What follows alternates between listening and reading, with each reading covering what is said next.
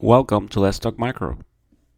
Hello, my dear audience. Welcome to another episode of Let's Talk Micro. As always, I hope you had a great week.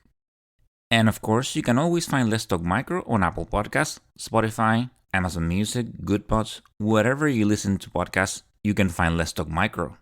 As far as social media, I am on Instagram, TikTok, YouTube, and Blue Sky Social as Let's Talk Micro, on X as Let's Talk Micro 1, on LinkedIn as Luis Plaza, and I have an email address which is letstalkmicro@outlook.com. So either via social media or via email, you can reach out with any feedback, any suggestions. They are always welcome and appreciated. So please go ahead and subscribe to the podcast, download episodes, and if the app allows you to do so, please go ahead and leave a review. Thank you so much for the support. And as you know, the Let's Talk Micro podcast does not have any sponsors, so if you want to support the podcast in any way, you can do so via a Venmo link or via Buy Me a Coffee, KOFI, both links available on the show notes. And as I have said before, I really enjoy doing this work. I love connecting with people. I love learning. I love going to conferences. I love promoting the podcast. So if you are someone in the industry and you're listening to this and maybe you are interested in sponsoring the podcast, please reach out to letstalkmicro@outlook.com or letstalkmicro@gmail.com. I think with the support of someone, perhaps from someone from the industry or anyone that's interested, I will be able to get more content, go to more conferences, meet more people. So if you're interested, please let me know. And if you're looking to learn more about antibiotics, please check out www.learnantibiotics.com and the Learn Antibiotics book available on Amazon. These resources include cheat sheets, practice tests, games, and more, and they are being used by thousands of people worldwide and may be helpful to you or your colleagues.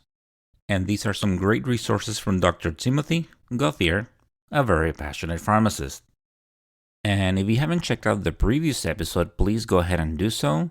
It was a great episode with Dr. Kristen Pesavento from Loyola University in Chicago joined the podcast. And she was previously a guest on the podcast. She's the director of a medical lab sciences program. And that program results, the completion of that is actually a master's degree. And this time she came to the podcast to talk about some certificates. And these certificates, they are offered in the lab subjects of hematology, blood bank, and microbiology. And upon completion of them, you are able to sit for a categorical certification on those subjects. And you don't have to live in Illinois, in Chicago, to be able to enroll in these. The classes for these certificates are offered online, and they are asynchronously, so you can take them at your pace, and then you have to make a small commitment of going to Chicago at some point in time to do like a lab type of situation. But these are a great option if maybe you already have a degree and you want to get a job in the lab. They don't take as long as a traditional MLS program to complete. They take less time. And if for some reason you decide to pursue a program in medical lab sciences, these courses, they count towards that. So check it out if you haven't already. Great episode. Okay, so let's go ahead and move on to today's episode, which is like a biographical feature. And this person has had and still has a great career. She started working in the lab just like most of us in the audience. She worked in microbiology and she did so many things, beyond the bench. She got involved with the CLSI, she worked with the CDC. The American Society for Microbiology did a biographical feature on her, and her name is Janet Hindler.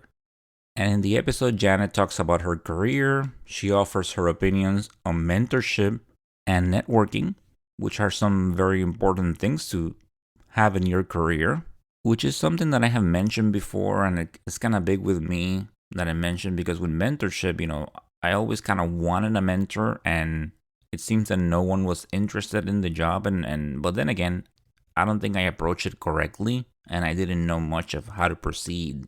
But at one point in time, I did ask someone to be my mentor if they could be my mentor, and they said no. So that was like a letdown for me. But I really enjoyed talking with Janet. Such a great career and such an inspiration. And I can really identify with some of the things that she said because as someone that works in the bench, I always want to do more. And thankfully, I'm doing it now through this podcast. So, as I always like to say, all in all, such a great episode, so let's go ahead and listen to it. Well, here at Let's Talk Micro, and I always repeat this, but it's just I like saying it. And one of the great things about this platform is that I always get a chance to talk to different people in the field, whether it's medical lab sciences or microbiologists. I get to learn, whether it's a publication, talk about their careers or a program. So I really enjoy that. And this is one of those episodes where I have someone that, from what I have read and seen, has had a great career in the field. And there was even a biographical feature done by the American Society for Microbiology. So with me today, I have Janet Hindler. Janet, welcome to Let's Talk Micro. Thank you, Louis. This is my pleasure to be here. I've listened to some of your programs over the past couple years. I think you've been around for a couple years now. And usually when I'm walking in the neighborhood, I listen to podcasts. So people are probably, what is this person like listening to microbiology? But I'm a clinical microbiologist. I've been a clinical microbiologist for over 50 years. My largest stint was at UCLA Health System, where I worked for 40 years. And I retired from that job in 2017. And in 2018, I started working 1 day a week for Los Angeles County Department of Public Health Clinical Laboratory, Public Health Laboratory. And in that job, I work with the carbapenemase producing organisms, the ARLN, Antibiotic Resistance Laboratory Network Project. So I'm like their subject matter expert. When they have questions about susceptibility testing. And one of the great things has been I've had the opportunity to work with the epidemiologists. So I learned more about how they track the outbreaks, due to multi-drug resistant organisms. And I'm like their resource for answering some microbiology questions. So it's been great. So I've been doing that since 2018. Don't know how much longer I'm going to do it, but it forces me to get out 1 day a week and go to the laboratory and still see what's going on with microbiology. Well, first, thank you for listening. It's always great when I talk to someone that they listen. And right here, I sit and I record and I put episodes and I promote them very heavily. But it's always nice and seeing that, yeah, and podcasts are great for that purpose, right? When you're traveling, you're in the car, you're doing something, you pop them in 20 minutes. So as I said, as I was reading your career, and one of the things that I like a lot, and I'll keep asking questions throughout the episode, but it's all you have do and have done and I'm always because I can see as someone that works in the bench, and I always had this desire to learn and get involved in more things, and I have seen that you have done that a lot through your career, so it's great. So I'm going to start with one basic question, and we know, and as medical lab scientists, microbiology is not for everyone. Some people, we go through a program, and whether it's a smell or something, it's not for everyone. Some people enjoy chemistry, let's say hematology. But as I was reading a biographical feature, I saw that, when you completed your medical technology degree, you were already bitten by the microbiology bug. So, what sparked that interest in microbiology? Yeah, thank you, Louis. When I was always interested in science, I started developing that interest in high school. And then I went to a very small liberal arts college, Albright College in Pennsylvania. And there weren't many students. And my bacteriology class had 5 students. And we were all on the career path to become medical technologists. So it was a very intimate group doing our microbiology, our bacteriology. It was just bacteriology at that time. And the labs were wonderful. We had a wonderful instructor, and I loved all the visuals, looking at the test tubes, looking at the colors, looking at, when we did Kirby Bowers back in that day too, that we were able to see. And it was just so exciting to set up your experiment, and you couldn't wait to come in the next day to see what happened, because it's not like immediate gratification. You have to wait till those bacteria grow overnight. So I think that got me really excited about it. And then when I went on to my medical technology training, I just continued to have that interest in microbiology and specifically bacteriology. Yeah, man, I completely agree and identify with that excitement of waiting to find out, right? You go home and then the next day to see, and hopefully it works, right? Sometimes it can get us a little bit thinking and maybe in a way sometimes a little stressed out when you have that case where you're working on it like a few days and you don't see an immediate resolution and you just want to come in the next day and hope, okay, hopefully I set up this, it works and it matches, the clinical picture and what we have, and we can go ahead and proceed with this. So, was your first job on microbiology, or do you do something else? Yeah. Well, I just want to give a plug for high school students and college students looking into summer job opportunities. I think that helps solidify my career path because I had a lot of different summer jobs, working as a waitress, like many did, working in an ice cream store and working as a bank teller. So I had the opportunity to work as a bank teller one summer, and I loved that too. I loved it because the bank was air conditioned, number one, and not many places were air conditioned in New Jersey back in those days. And I got to do a lot of different things with numbers. And I also like numbers in addition to science. Now, and I even got to compute interest rates manually with a calculator. So I went through the whole stash of savings accounts. They gave me the physical cards, and I had to compute interest rates. So anyway, my point here is that it's really good to get lots of different experiences because that's how you could really hone in on the career that's best for you. I mean, obviously, you can make changes throughout your lifetime, but I think, early on, in your educational pursuits to get some jobs, and this is an opportunity to interact with a lot of people as well in different careers. And so I think I'd really like to put a plug for, students trying to get summer jobs or even volunteer opportunities. It's a little bit more difficult to get summer jobs now than it was in the past, but I'm a strong advocate of that, rather than taking courses all year round, just get that experience on the job. Definitely. And so maybe then let's start talking a little bit about your first job in microbiology. Yeah, that was, I did my med tech training in North Carolina, and I stayed on. We rotated through two different hospital laboratories at Duke University Hospital Laboratory and the Durham VA Hospital Laboratory. And so my first job was in the microbiology department at the VA hospital. And that was a wonderful experience. And I had very good instructors. I then got to work with the same people that taught me as a medical technology student. So that was my very first job in microbiology. Yes, right. Isn't that's like, for example, where I work at, I was a student and then I work and now I teach, and that's something, I find it so, it's like, I guess, gratifying and cool, for lack of other word, that you get to teach someone and then you eventually, they complete their program and then you work as peers. So it's always, I don't know, it's always something that I like. And by now I started teaching in 2019. So there's like four classes of students out there that they're working, and some of them they're in microbiology. So I see all the different years, and I don't know, it's kind of exciting. So you moved from the East Coast to the West Coast early in your career, right? So what prompted that? Yeah, that it was again. This is back in the '70s when mobility wasn't the same as it is today. But I had the very one day while working in the bacteriology laboratory at the Durham VA. Our training coordinator from the med tech program came into the laboratory and told us that there were job opportunities in California. So one of the individuals who taught us microbiology as in the medical technology training program, he had just relocated to California to be the director of the microbiology laboratory at Bioscience Laboratories. And they were recruiting medical technologists, which, was unheard of these days, those days. And so they offered $500 for relocation expenses.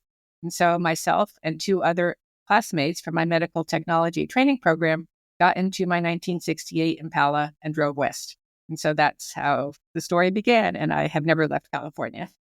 Yeah, I had a chance to, back when I was in the military. Like, I did the cross country trip twice, and the first one that I did, actually, it was without any GPS or anything, and this was on 2007. But it was just MapQuest, what was being used at the time. Get a printout, and then you just check in. Okay, now it's been in 60 miles. You're gonna take this exit, and then you're looking, and okay, it seems like maybe now we're getting closer. Or it was definitely right. It was a great experience. Now we have our phones. Just they function as GPS. So a lot has changed, but I remember that it was cool. Okay, so let's talk about your work at SmithKline Bioscience, because I know when I was reading your biographical, there was a talk about the state of the cultures and what impact did this have on you. Yeah. So actually, it was bioscience laboratories at that time. And then it evolved into Smith Kline Bioscience and ultimately became the Quest Laboratory. And in fact, the building where I worked many years ago is still standing and it is a Quest Laboratory. But they were pioneers in reference laboratories because it was kind of unheard of to have a reference laboratory. Hospitals had their own laboratories, no matter how big or now how small, and they would try to do at least the basic bacteriology that was needed for patient care. So when I got there, bacteriology had been neglected, and there were cultures that were 2 or 3 weeks old. And they set me on the bench, and I remember laying out all those plates, each culture with its 2 or 3 plates, and started, rolled up my sleeves and started working on them. But, it was so what a wonderful experience because they trusted me to do those cultures. And again, too, because the director had taught me microbiology, and also he knew where I worked at the Durham VA. And so he had confidence that I could do the work. And I kept doing it and doing it until I finished. And it was really interesting to work on those cultures. In those days, there were no HIPAA. And so a lot of the cultures we got were from celebrities. And of course, we got to see who the names were and so forth. So I remember working on one very noted celebrity at that time, his blood culture that had viridin streptococci. And sadly, he had a congenital heart defect and he subsequently succumbed to endocarditis a year later. But it was, I shouldn't say it was delightful to work on celebrities' cultures, but it was interesting because here I was a young person, just came to California and seeing a lot of the cultures we worked on were from celebrities. But nevertheless, that it impacted my career because, that gave me confidence that I could do that work. It was very overwhelming at first, and here I was in a new environment with a lot of new people, and it just gave me confidence that I could do it. I only stayed there a year because then I got married and moved to San Francisco, but it was a good experience. And the reference lab situation was a lot different than it is today. It wasn't like the factory type environment like it is today.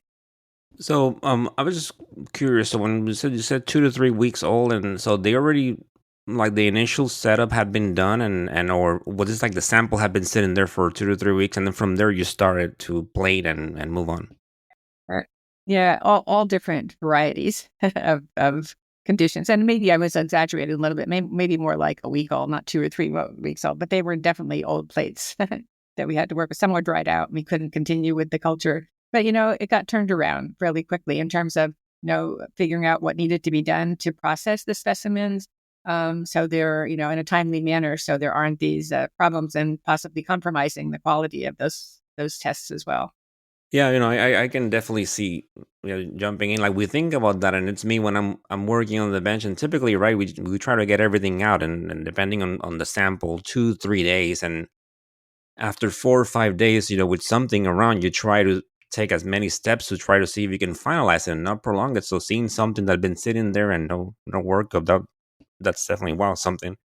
Um, so as I was doing the research for in preparation for this episode, I listened to a podcast that you participated on, and in there, it was mentioned that you work at Cedar Sinai early in your career, and this I identify with like that the position was not fulfilling.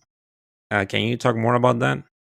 Yeah, because that was after I finished I moved back to Los Angeles after working in the San Francisco Bay Area and also doing my master's degree, where I was really excited and experienced some little research projects in my master's program and so forth. Then came back to Cedar Sinai, and it was just the laboratory just had relocated because there was a brand new hospital. And so, but unfortunately, the management were close to retirement. So they weren't really excited about doing a lot of new things in microbiology or bacteriology. And so it wasn't fulfilling in that respect because they didn't have many opportunities to do more than just seeing the everyday bench work, in terms of bringing on new tests. And at that time, a lot of new tests were being introduced.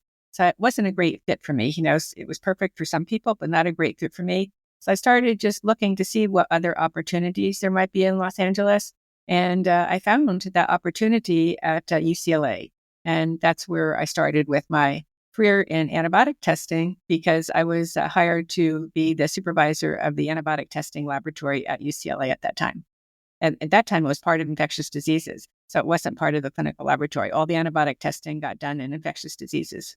Okay, so and just so is this why? So because is this why you decided to focus on that? Because that's the was that the job, or you already had work with like you really like micro, so you already had an interest in, and you mentioned that you definitely wanted to learn more, and so is that why you focused on susceptibility testing?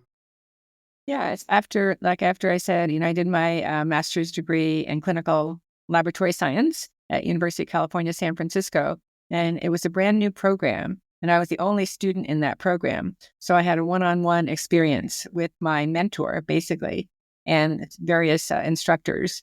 And sadly, that program closed after 10 years. They just couldn't sustain it. There wasn't enough interest.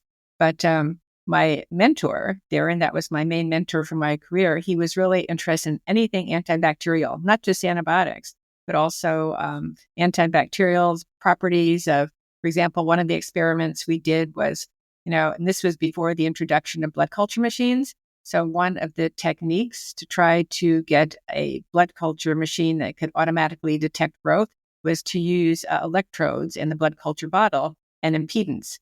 And with those electrodes, they were separated by a rubber piece of rubber. And there was concern that that rubber was antibacterial.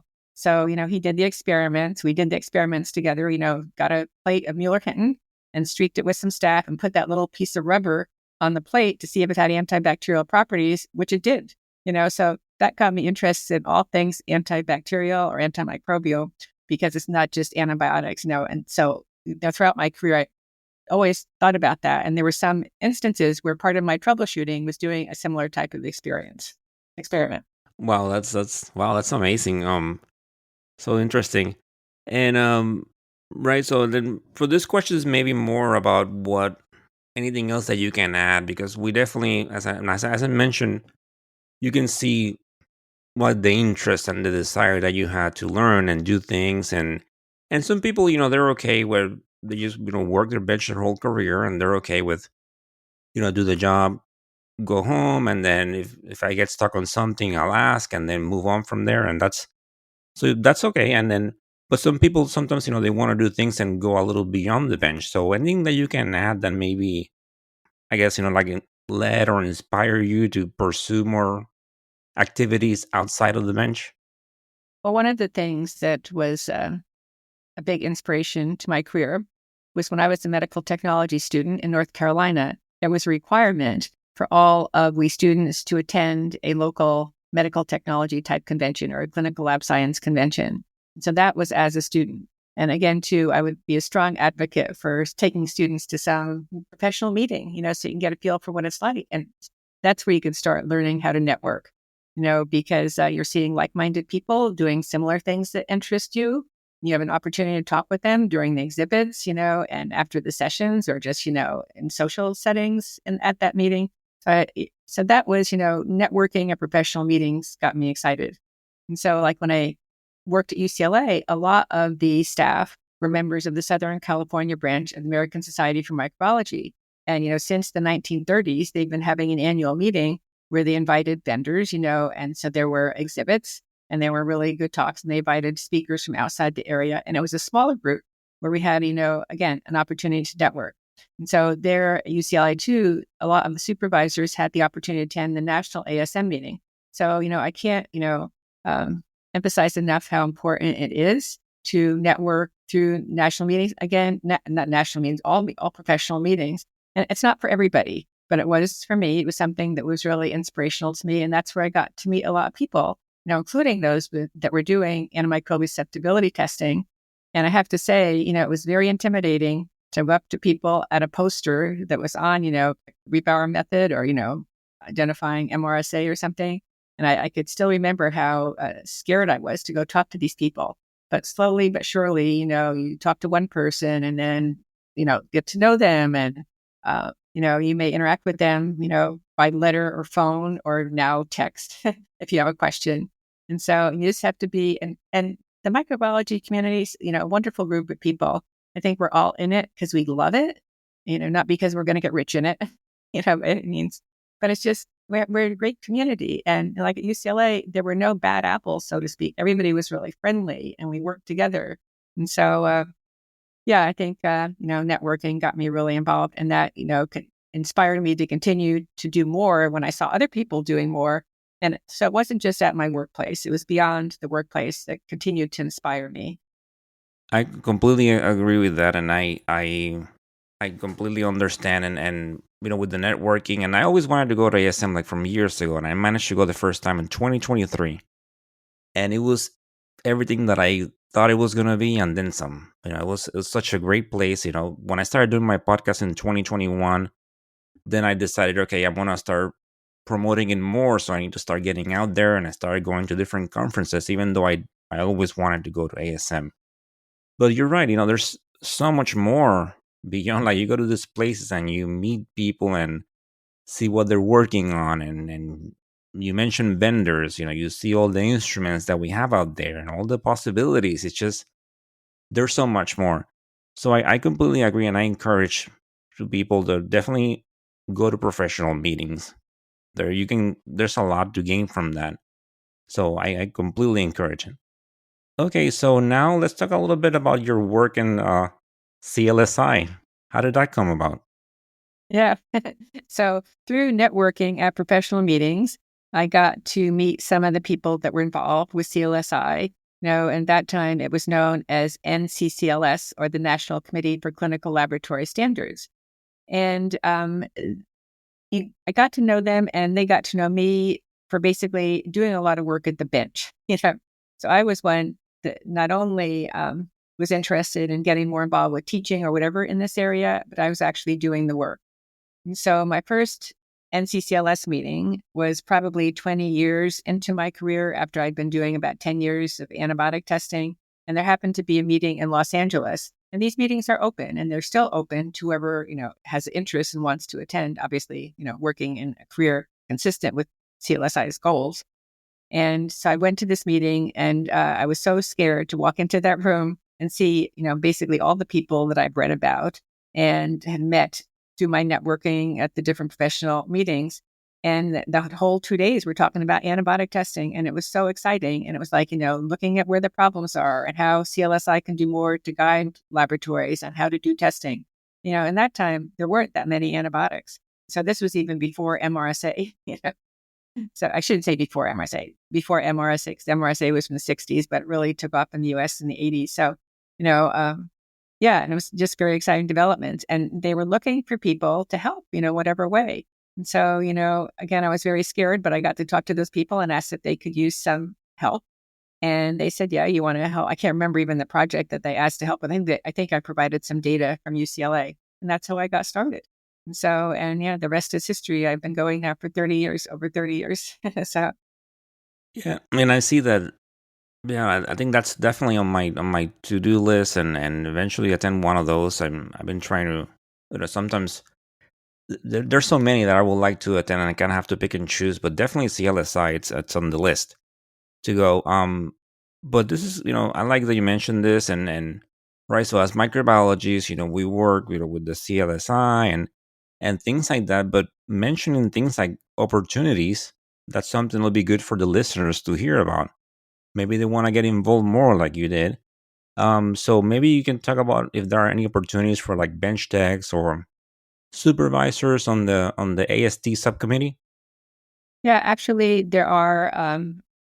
So the antibiotic subcommittee has representation from clinical laboratories, pharmaceutical industry. There's physicians, people from government involved, and there are some non-doctoral people, and there's some business type people, and so forth, and a lot of pharmacists as well. But I have to say, there probably are not as many non-doctoral level people like there used to be, but there are definitely opportunities there. And there's a couple working groups within the antibiotic subcommittee, the texts and tables, and the outreach working group, which I'm involved with. And they want people from all areas, at all levels, because, in the texts and tables, it's like looking at the document to make sure it makes sense to people that are going to use the document, and that's people at the bench. A lot of it involves people at the bench that are doing the work. And also for the outreach, it's like, what education do we need to develop to help people understand our recommendations? So yes, there are opportunities. And we've had, recently I've met some, bench tech types that have come I think one of the limiting factors is getting time off. And, even though CLSI will pay for meals and there's no cost to attend the meeting, if your facility or your laboratory is a member of CLSI, there's still the travel costs that are an expense. And I know some hospitals will support their bench techs to go. Not very many. I know only about 2 in that regard, or 3, I should say. But so a lot of times, they have to find their own funding or use their own funding, which can be difficult. A lot of them will come for a day or whatever, and then, combine it with some type of vacation, because the meetings are like this last one was in Orlando. So that's kind of a attractive spot. So yeah, so again, it would take some perseverance to get involved with CLSI, just like with every other organization. And it's not for everybody. But if you have that passion, that desire, I'd strongly suggest that you look into it more. And you can go to CLSI's website and just sign up as a volunteer. But there's many of us that would be willing to help others, individuals, get involved with it as well. Yeah, that meeting was right here in my town, and but unfortunately, like you talk about, getting time off, and I was getting ready to go on this big trip, so like taking more time off wasn't a possibility. And I am going to microbe though, um, but I couldn't make it. But that's one of the things that I sometimes would like to have more of those meetings here, right? Because you talk about the travel costs and things like that, and that's a challenge. It definitely has been with my institution, and it is with others where we get abstracts accepted and things like that, and there are no funds for people to go. So some of the texts they just don't attend because of that. So the representation that we get is like your director, your manager. So that's definitely a challenge. All right. Well, Janet, by now what we have mentioned, it sounds like just like a great career. You have worked with antibiotics. You get involved with CLSI, but besides that, you also work with the CDC, Center for Disease Control and Prevention. So maybe you can talk about your work with the CDC. Yeah, so that was so by that time I had been doing quite a bit of teaching. So I had started doing the teaching again to bench techs basically in the 1980s. And like I will share that experience too. It's like a person that was doing training a medical technologist in Arizona knew that I had been doing work with antibiotic testing, and I was teaching med tech students at UCLA and just locally a couple little lectures. And so she wanted someone to come to Arizona to do an all-day workshop. And I was petrified, the thought of doing an all-day workshop. But we had a postdoctoral fellow training program at UCLA, and one of the individuals had done teaching before. And so we talked, and I was telling her about this opportunity. She goes, well, I'll help you. And so she was excited about antibiotic testing too. So the two of us, went to Arizona to do this all-day workshop. And I could still recall going to the airport shaking. I was so frightened. So that's how I got into, doing more and more teaching. And so through the years, I would teach at professional meetings like the SCACM or SWACM and so forth, maybe at ASM and do a poster and so forth. And then I had met person who directed the antibiotic testing laboratory at CDC, Dr. Fred Tenover. And he was very interested in teaching as well. He was doing some. And CDC wanted to do more outreach to clinical microbiology laboratories about antibiotic testing. And so he asked me if I'd be interested. And at that time, I was single. And so it was a good fit for me because I didn't have to move to Atlanta. I got a special type of grant where they paid UCLA to pay me. So 90% of my work was for CDC and 10% of my work for UCLA. And I traveled to Atlanta maybe, once every other month for 2 or 3 weeks, to work on these projects. And so we worked on educational products. We developed a CD-ROM, like an 8-hour CD-ROM for teaching antibiotic testing. And I also got to travel to public health laboratories all over the country, and where we would put on all-day workshops for the public health laboratorians as well as the techs in the area. And so that was really exciting too, because, a lot of opportunities to travel and meet a lot of other people. So it was a unique opportunity, but, there are opportunities out there. It's just, getting to networking, we can't underestimate the value of that, and meeting people and thinking about what you can do to, make improvements. I was lucky that it was a lot of perseverance, but it was also being at the right place at the right time. So it was really a great opportunity. But I could only do that for 4 years. They wouldn't allow you to continue on that type of grant unless I would move to Atlanta, and I wasn't really interested in moving. So you were doing it at at the UCLA. So you were still in your position in the lab and then doing that work or no? No, I had to basically not retire, just step down from my position as a supervisor. But I was able to continue with my employment, which was, as you know, I've been in a place for a long time, and with benefits of it. So they allowed me to stay and just do because apparently the funding did have some benefit for UCLA as well. Okay, so that was very very supportive. And so what about any barriers or like anything doing all the work that you have done and throughout your career, have there been any barriers that you have encountered? If so, what are they and do they still exist today, or can you talk more about that? Yeah, well, initially, not many people were interested in antibiotic testing because when I started out, like I said, there weren't many drugs and there wasn't much resistant, and it wasn't as visual as other parts of bacteriology. I mean, there were no colors. You just had the dull looking Kirby Bauer plate or the test tube with Mueller-Hinton broth. And it just wasn't exciting for people as, just reading cultures or doing other types of bacteriology or microbiology. So I didn't have barriers because there was an opportunity to teach other techs at the bench about this technology and these techniques. And so there wasn't a lot of competition in that area, so to speak. So I can't say there were a lot of barriers.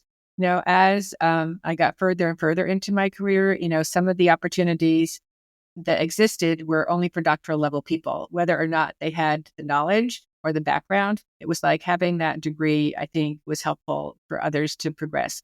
And now, there are a lot more doctoral level directors of clinical microbiology laboratories through the CPEP fellowship program and so forth, where that wasn't the case many years ago. It was few and far between where there were directors of clinical microbiology laboratories that were doctoral level. So I think now in terms of having those barriers, I think someone that really wants to make, lots of contributions, I mean, you could certainly still do it as a bench tech, but if you want to really move on, to contribute to, all areas, and all types of situations where, and be on advisory boards and so forth, I think, going for that doctoral degree, I think would be really, really helpful. Okay, so let's talk about this, the topic of mentorship. And maybe can you talk about share your views of mentorship and was it difficult to find a mentor? And then move on to like any advice that you can share or offer on becoming a mentor or a mentee. Well, my mentor was in my master's program, Dr. Hadley. He was a wonderful mentor. And I thought, in every workplace, I'd find a similar type of mentor. Well, that's not the case. You may not always find a mentor in your workplace, but there are people out there, like I said, especially in our field in microbiology, there's many people. I think it's by nature, most scientists want to be mentors, most. And so you just need to, kind of have in your mind what you want from a mentor. And then when you come across that person, just have these types of exchanges to determine whether or not that person would be a good fit for you as a mentor. And so, and I think it's really, really important for everybody to have a mentor. And it may not even be, related to exactly what you're doing, but just someone that could, help inspire you and help you focus on your career path, whatever it is. In terms of mentees, I think it's not easy to find someone that's a good fit for you, but you just have to, again, persevere, and it's a lot of hard work. And don't be afraid to ask questions, and for the mentor, I think it's really important for the mentor to, tell it like it is, the pros and cons of whatever type of advice that mentee is seeking. So, and I did not have a mentor at UCLA. I can't say there's one person I felt was a mentor. So, I got that support, more outside of UCLA than I did at UCLA. Yeah, this is something that I have kind of I briefly touched on it on another episode before, but that's something that I kind of maybe early in my career, like I was kind of really looking for one, but I guess I didn't know maybe how to proceed about it, and I couldn't find one. So okay, so now, and do you have any advice for microbiologists that are thinking, okay, now it's the time for me to maybe just do a little bit something else, beyond the work on the bench? Any advice that you can offer? Well, it's again back to the networking to see what opportunities are out there. I think that's the key thing. And if you have the desire and you're passionate, just go for it and keep looking. Don't give up. there are those opportunities. You just have to keep looking for them. Yeah, and one thing that you talked about, and I have mentioned this on the podcast many times, but a lot of wonderful people, and this both in the medical lab sciences community and in the microbiology, a lot, and that's something that I really discovered when I started, working on the podcast and meeting people. Everyone's very nice. A lot of people, almost everyone, if I ask them for an episode, they agree and they take their time and they do an episode with me. So, and the same thing, if I see people on conferences, they're very nice, and we sometimes do dinners or things like that. So there's a lot of wonderful people in this field that they want to talk about what they do and share information. So all you have to do is ask.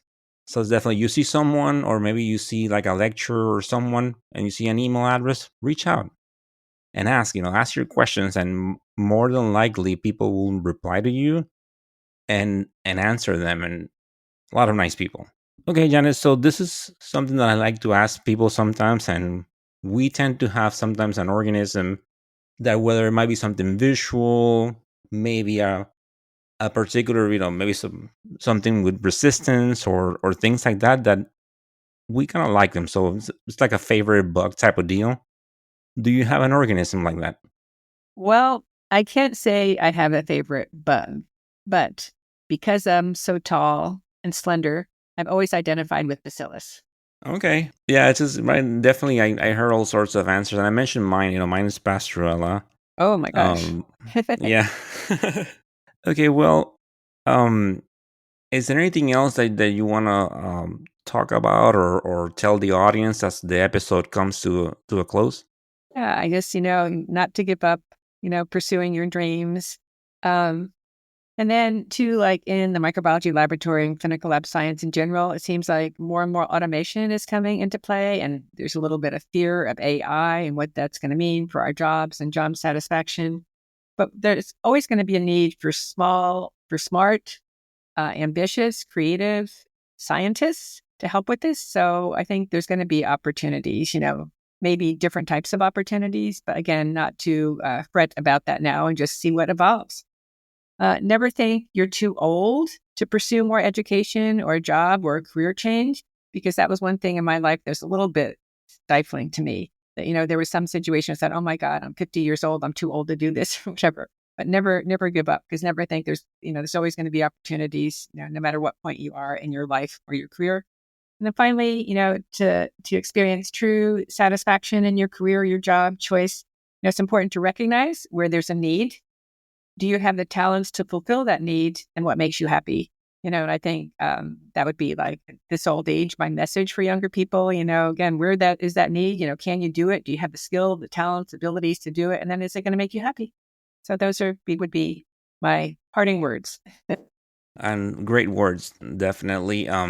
Yeah, when you talk about mention about the age, and that's something that throughout my career, and I have learned, like each decade, brings something new, a new challenge, and like like late in my 30s, I started doing my masters, and I just finished it, and there's always many opportunities. So I just want to say, Janet, this has been such a great episode, and just hearing you talk about your career, and that's something that really resonates as someone that I just, I go to the bench and I do my work, and I always wanted to do more things. And in my case, I kind of found it through doing this, the podcast, and bring awareness to what we do, and sharing information. And in the process, I learn a lot of myself. So this has been such a great episode. So thank you so much for taking the time to be in Let's Talk Micro.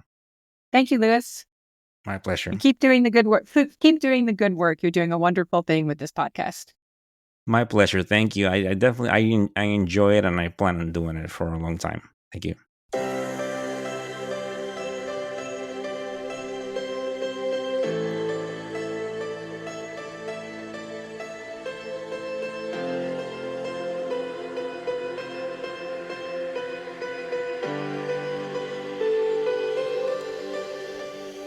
And that, my dear audience, it's the end of this episode. I hope you enjoyed this biographical feature with Janet Hindler. Such a great career, right? I really enjoy speaking with her and hearing about all the things that she did. Such an inspiration, so I hope you enjoyed it. as take from this that if you're really interested in something, look for those opportunities and go for them. Just ask. The worst thing they can say is no, and don't give up. That's something that I have applied on my career. I have my challenges, but here I am now, talking to you, sharing information on such a great journey. So please continue bringing that passion to what you do. It's so important. You do such great work. Thank you so much for the support. Stay tuned. Great things coming your way. So, as always, stay motivated, stay safe, and of course, continue talking micro. Until the next time. Bye.